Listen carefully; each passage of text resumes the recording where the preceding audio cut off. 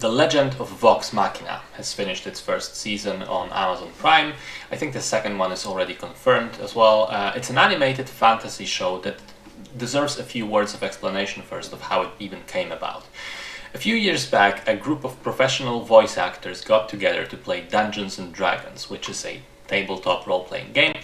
And I think almost from the very beginning, not quite from the first session, but from a couple of them in, they started to stream all of their sessions under the name Critical Role for fun on Twitch. Each week, a couple hours of play for everyone to watch. And over time, they grew in popularity to the point that I think they're either the biggest or the most profitable Twitch channel by this point, or both. They've played multiple campaigns over the years, had guests come over, they improved their studio and production value, have merchandise, etc. And there are massive amounts of people who watch them and who love them. Now, on recommendation of my friend who is a fan, I tried getting into it one or two times, but it wasn't for me. Clearly, these people are having loads of fun. And I really think that playing D&D is loads of fun, but to me it was just too big of a stretch to sit through 3 hours of other people playing D&D each week.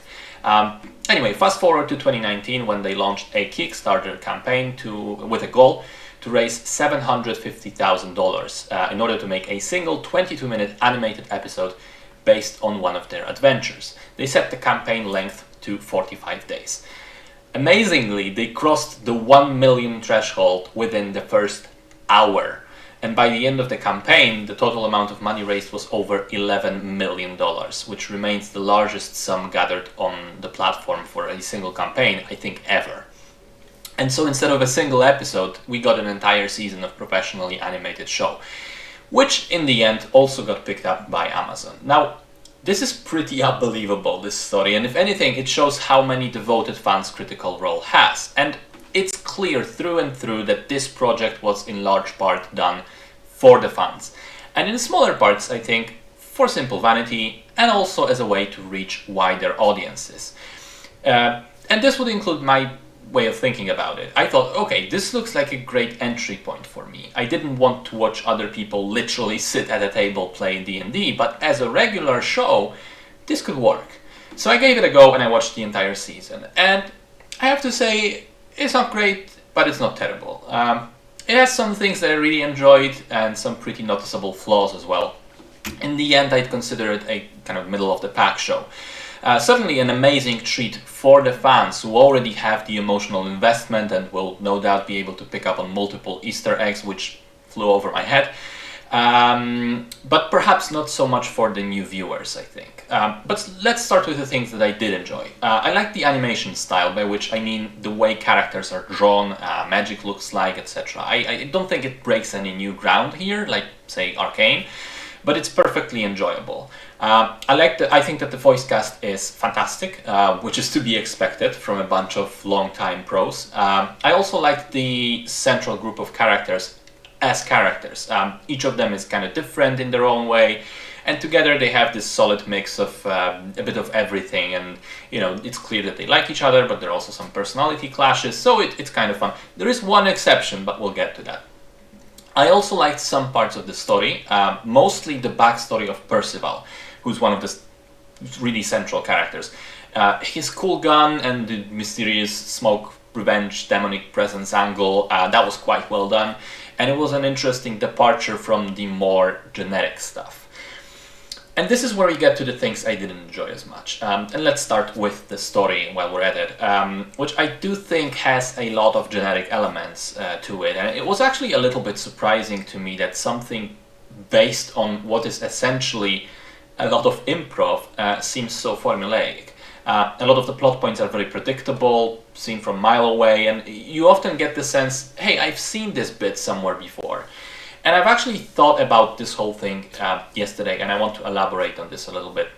See, I think the show in this regard is similar to many video game adaptations, which in execution often have pretty unimpressive plots and writing, and people can sometimes be surprised by this. Hey, I've enjoyed this as a game so much, but as a movie it doesn't quite work. The story is too bad. And I think what this is that often, you know, if it's a game that you yourself play, because of the agency that you have, you become more immersed naturally, and so you're more likely to forgive or even not notice poor writing because you're in it, so you don't have so much time to really examine it from the outside. Plus, a lot of the enjoyment, I think, comes not strictly from the story being amazing, but rather you having an impact on the events, on it, and spending a longer amount of time in the world of that story, feeling the atmosphere. Video games and D&D can go on for many, many hours, which, a film is just a two-hour thing, or a TV show, in this case, like 6 hours total. So here's the point. I think the same principle that I talked about with the video games, the same principle applies to Vox Machina. A campaign that must have been pretty amazing to play and to experience as an active participant for those voice actors. It doesn't translate very well into a TV show, which is naturally a completely different thing, another way of telling the story with different rules. So yeah, the central story is formulaic and unimpressive, but I think it kind of comes with the territory. It's just the nature of the adapted source material. A similar point can be made about the stakes and the tension, or lack thereof. After a few initial episodes, it becomes painfully obvious that the show it's following the mechanics of a D&D game, which, amongst other things, means that people, after a fight, after an encounter, people can fairly easily heal even very serious wounds and even come back from the brink of death, and then continue on with another adventure. Which, again, it makes a lot of sense, and it's more fun for the players to be able to continue without permanent injuries and consequences. But in a show, it removes a lot of the tension. At one point, a character dives into a pool of acid, and I just thought, well, there's no reason for me to fear for his safety, for his life, because somehow he's gonna be fine. And sure enough, the healer takes care of that. So that's another example of an aspect of the source material that doesn't translate very well. Three more things I really want to talk about just very quickly and briefly. One, the animation, while it looks okay being stationary, I think it's pretty choppy a lot of the times when it's actually in movement, like the frame rate was too low. I think it has to do with the budget still, because there are individual scenes and sequences which look very good, and you kind of see, okay, that's where the money went, and the rest of the episode is often lower quality. Thing number two, one of the main characters, Grog, is absolutely unbearable for me. The idea is he's this low intelligence barbarian and just, unbelievably stupid. Can't read, can't write, can't do anything.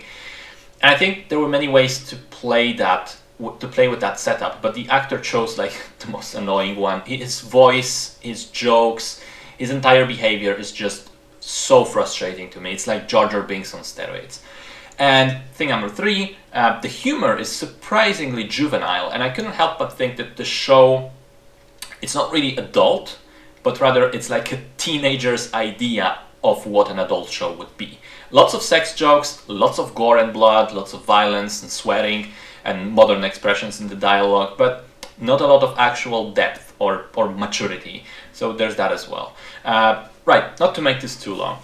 It wasn't very much fun for me. I think that while there are some things that are very enjoyable, some individual elements, they are in the end held back by flaws, many of which have to do with what is actually being adapted. And perhaps I would have been more forgiving. After all, I love animation and I love fantasy, and I think there's not a lot of this stuff around, but just a few months ago Arcane came out, and in a direct comparison, let's just not go there. In any case, I do recognize that this was primarily made for fans of Critical Role, and I'm not that target audience. So if you are a fan and therefore find many other reasons to enjoy the show than I did, that's completely understandable. I'm happy for you. Enjoy away, even if I personally am not wowed.